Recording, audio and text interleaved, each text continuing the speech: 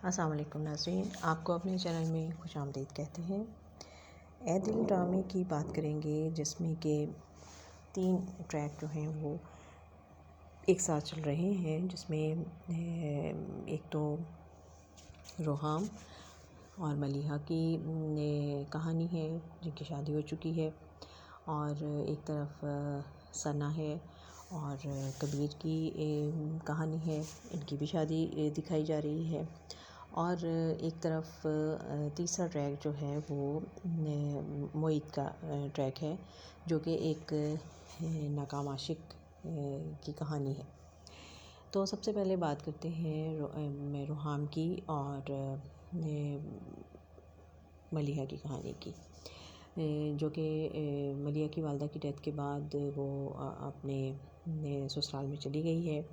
اور بہت پیار سے اور محبت سے سب اس کے ساتھ رہ رہے ہیں۔ وہ بھی سب کی بہت عزت کرتی ہے، بہت محبت دیتی ہے سب کو،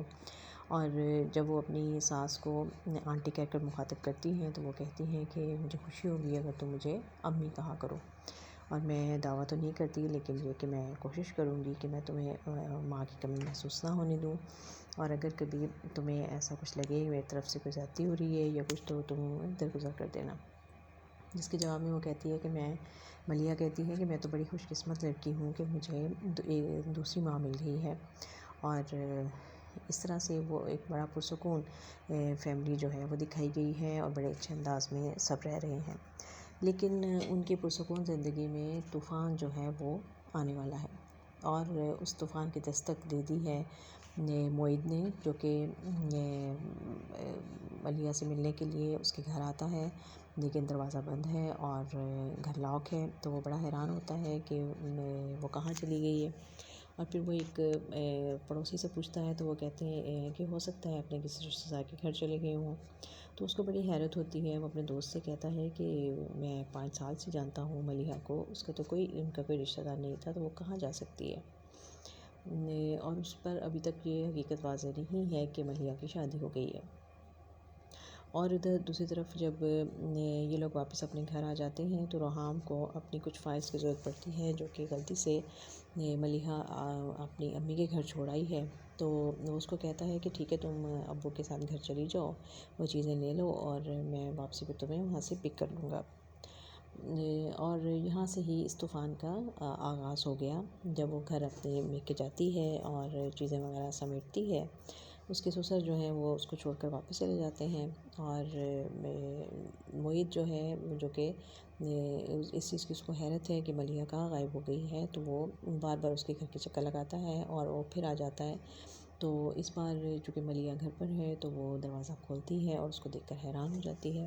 اور وہ اسے پوچھتا ہے کہ تم کہاں چلی گئی تھی، اور اپنی صفائی پیش کرتا ہے کہ میں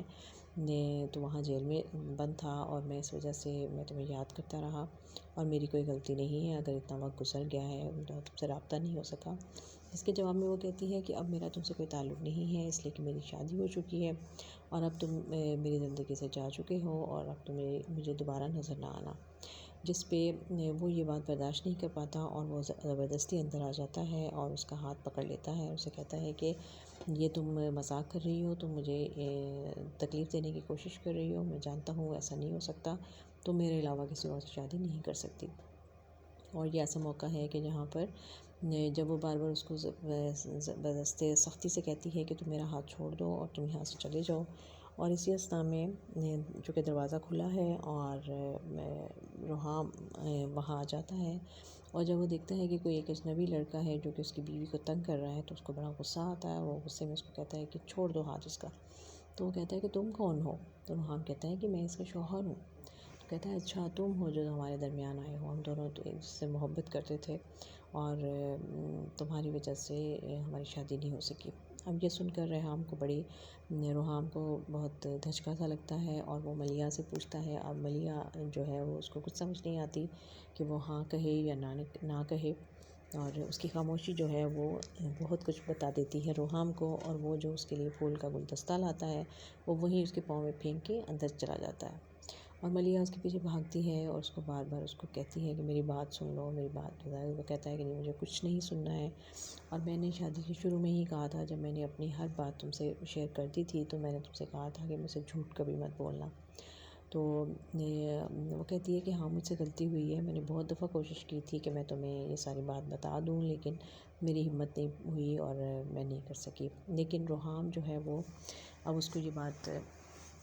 اس کے لیے ایکسیپٹ کرنا بڑا مشکل ہے، کیونکہ وہ خود یہ چوٹ کھا چکا ہے اور اس کو اندازہ ہے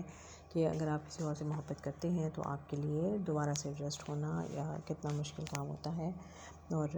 اب وہ یہ سمجھ رہا ہے کہ شاید اس نے ماں کی بیماری کی وجہ سے میرا سہارا لیا تھا، اور وہ پرانی کہانی کے بارے میں تو کچھ نہیں جانتا۔ لیکن اب ملیحہ کے لیے بڑی مشکل ہو گئی ہے، کیونکہ روحام بہت اپسیٹ ہے، اور وہ اس کو کہتا ہے کہ وہ اس کو چھوڑ کر اسی وقت وہاں سے چلا جاتا ہے، اور سمندر کے کنارے کھڑا ہے اور سوچ رہا ہے اسی کے بارے میں۔ ملیحہ بار بار اس کو کال کرتی ہے، لیکن وہ اس کی کال کاٹ دیتا ہے۔ اور اب یہ ایک بہت ہی اور دوسری طرف جب محیط جو ہے وہ ساری حقیقت جب اس پہ کھلتی ہے تو وہ واپس گھر آتا ہے، اور وہ دیوانوں کی طرح وہ اس کا دماغ جو ہے وہ گھوم گیا ہے، اور غصے میں ہر چیز توڑتا جا رہا ہے، پھینکتا جا رہا ہے کہ میری زندگی تو ختم ہو گئی ہے، سب کچھ ختم ہو گیا ہے۔ تو اس کی بہن اس کو پریشان ہو جاتی ہے اس کو دیکھ کے، وہ کہتی ہے بتاؤ تو صحیح ہوا کیا ہے، وجہ کیا ہے، کیا مسئلہ ہے؟ تو وہ کہتا ہے کہ اس کی شادی ہو گئی ہے، وہ کیسے کر سکتی ہے اب کسی اور سے شادی، یہ وہ بہت پریشان ہوتا ہے۔ اور دوسری طرف ایک اور ٹریک جو چل رہا ہے ثنا کا اور کبیر کا، جو کہ کبیر ایک بہت امیر آدمی ہے، اور اس نے ثنا کے باپ کے بزنس کو بڑا سہارا دیا ہے، اور لیکن اس کا رویہ ثنا کے ساتھ شروع سے ہی ٹھیک نہیں ہے۔ وہ اپنے آپ کو ایک بہت ہی سپیریئر آدمی سمجھتا ہے، اور وہ کہتا ہے کہ جو میں نے کہہ دیا ہے وہ حرف آخر ہے۔ اور جب وہ خدا نے ان کو اولاد کی خوشخبری دی تو اس سے یہ بات بھی اسے اچھی نہیں لگی، اس نے کہا کہ مجھے ابھی اولاد نہیں چاہیے، اور اسی جھگڑے کے نتیجے میں ثنا جو تھی وہ سیڑھیوں سے گر جاتی ہے، اور اس کے نتیجے میں وہ اپنی اولاد کھو دیتی ہے، اور یہ بات وہ برداشت نہیں کر پاتی۔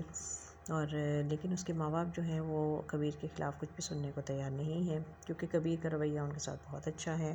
اور ثنا جو ہے وہ ایک دن غصے میں ناراض ہو کے گھر چھوڑ کے کہتی ہے کہ میں اب یہاں نہیں رہ سکتی، میں جا رہی ہوں، اور میں جا کے ساری حقیقت اب میں اپنے ماں باپ کو بتا دوں گی۔ وہ چلی جاتی ہے، لیکن کبیر جو ہے وہ بڑی چالاکی سے کھیل کھیلتا ہے، اور وہ جو پارٹنرشپ ہو رہی ہوتی ہے اس کے والد کے ساتھ، وہ جلدی سے اس کو فائنلائز کرتا ہے اور فون کر دیتا ہے ثنا کے گھر پہنچنے سے پہلے۔ وہ علی داد کو بتا دیتا ہے سب باتیں کہ میں نے آپ کے ساتھ پارٹنرشپ جو ہے وہ کر دیا ہے، اور میں نے وہ سارے پیپر سائن کر دیے ہیں،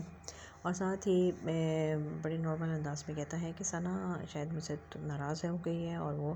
گھر واپس آ رہی ہے، اور مجھے نہیں پتا کہ وہ کہاں گئی ہے، میرا خیال ہے کہ گھر ہی آئے گی آپ کے پاس، تو میں ویسے اس کو منا لوں گا، آپ فکر نہ کریں۔ اور جیسے ہی ثنا گھر پہنچتی ہے تو باپ جو یہ سن چکا ہوتا ہے تو وہ اس کو کہہ دیتا ہے کہ اگر تم ناراض ہو کے آئی ہو تو ابھی واپس چلی جاؤ، اور تم یہاں نہیں رہ سکتی۔ اب ثنا کے لیے بڑا مشکل ہو گیا ہے، اور وہ واپس آتی ہے تو اور اس کو باتیں سننی پڑتی ہیں کبیر کی، لیکن وہ پھر بھی برداشت کرتی ہے اور کہتی ہے کہ ٹھیک ہے مجھے تمہاری ہر بات منظور ہے، لیکن تمہیں بھی میری ایک بات ماننی پڑے گی کہ تمہیں میرے ساتھ سائیکیٹرسٹ کے پاس چلنا پڑے گا، کیونکہ ہمارے درمیان جو ایشوز ہیں وہ یقیناً کونسلنگ کی ضرورت ہے، اور وہی حل کر سکتے ہیں۔